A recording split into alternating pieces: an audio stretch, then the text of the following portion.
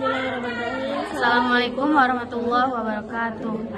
Izin memperkenalkan diri, saya Ibu Alina, Prodi PAI, kelas 3C dengan NIM 01012401 dan di sini juga saya bersama teman saya yaitu Izin memperkenalkan diri, nama saya Lili Fitriani dari Prodi PAI kelas 3C dengan NIM 0112401062. Di sini kami akan mempresentasikan ulang kembali makalah yang berjudul orang-orang yang diperbolehkan tidak berpuasa, pembatalan puasa, dan hal-hal yang mengurangi pahala puasa. Mungkin yang pertama akan dipresentasikan oleh Teh Cici. Mungkin yang pertama ada tentang ketentuan orang yang tidak berpuasa itu di sini terbagi menjadi 5. Yang pertama ada orang sakit, dan yang kedua itu ada orang musafir atau perjalanan jauh, dan yang ketiga ada haid atau nifas, dan yang keempat ada orang hamil, yang kelima ada orang tua atau rentan.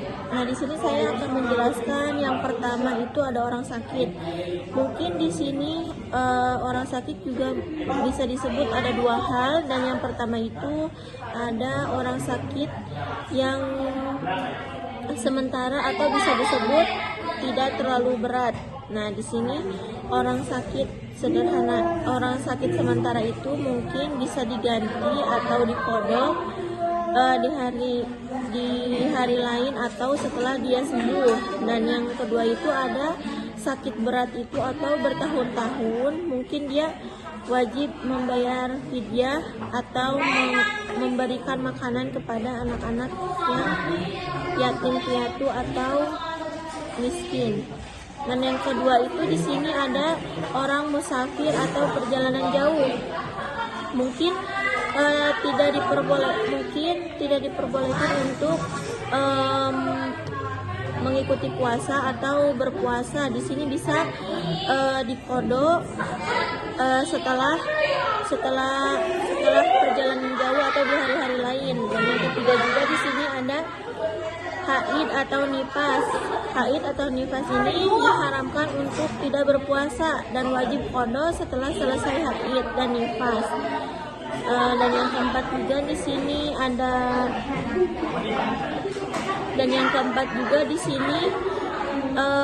ada wanita hamil dan menyusui. Jika khawatir dengan kesehatan bayi atau terhadap dirinya, mungkin bisa tidak berpuasa dan untuk membayar qada mungkin atau mewajibkan fidyah jika khawatir bayinya sakit atau mungkin lemah dalam kandungan. Dan yang kelima itu ada orang tua atau renta tidak mampu berpuasa, maka membayar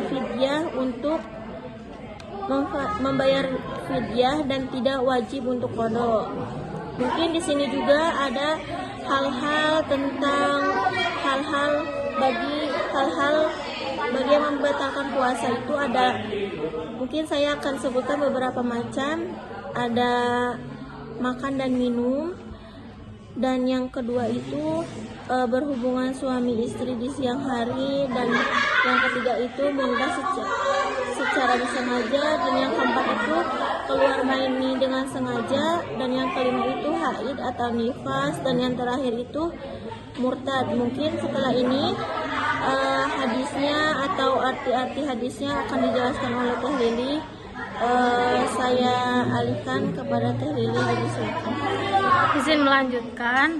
Mungkin di sini saya akan menjelaskan tentang hadis seorang perempuan yang sedang haid atau nifas, yang artinya kami, yakni perempuan, diperintahkan untuk mengganti puasa yang ditinggalkan, tetapi tidak diperintahkan untuk mengganti sholat yang ditinggalkan. Hadis sahih riwayat Muslim. Lalu ada hadis tentang muntah dengan disengaja. Dari Abu Hurairah radhiyallahu anhu, Nabi Muhammad SAW bersabda, barang siapa orang yang tidak sengaja muntah, maka ia tidak wajib untuk menggantikan puasanya. Dan barang siapa orang yang sengaja muntah dengan disengaja, maka ia wajib menggantikan puasanya. Hadis sahih, hadis hasan gharib riwayat At-Tirmidzi dan Ibnu Majah. Lalu ada hal-hal yang mengurangi pahala puasa. Hadisnya yaitu khamsun yuftiruna shaima al-ghibatu wa namimatu wal kazibu wa nazru bisyahwati wal yaminu al-kazibah. Yakni hal-hal yang mengurangi pahalanya puasa itu ada 5. Yang pertama, membicarakan orang lain. Lalu yang kedua, mengadu domba. Yang ketiga, berbohong. Yang keempat ada melihat dengan memakan syahwat. Dan yang terakhir ada yang terakhir bersumpah palsu. Hadis riwayat Ad-Dailami. Kelima hal tersebut tidak membatalkan puasa, tetapi mengurangi pahala berpuasa. Dan yang terakhir ada hikmah berpuasa. Yang pertama ada melatih ketakwaan. Ketika kita berpuasa, kita akan merasa lebih diawasi dalam setiap perbuatan.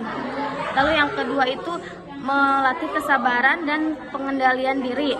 Saat berpuasa kita akan dilatih untuk menahan lapar, emosi, juga menahan hawa nafsu. Lalu yang ketiga, menumbuhkan empati sosial. Saat kita berpuasa itu kita akan merasakan penderitaan orang-orang miskin dan kelaparan.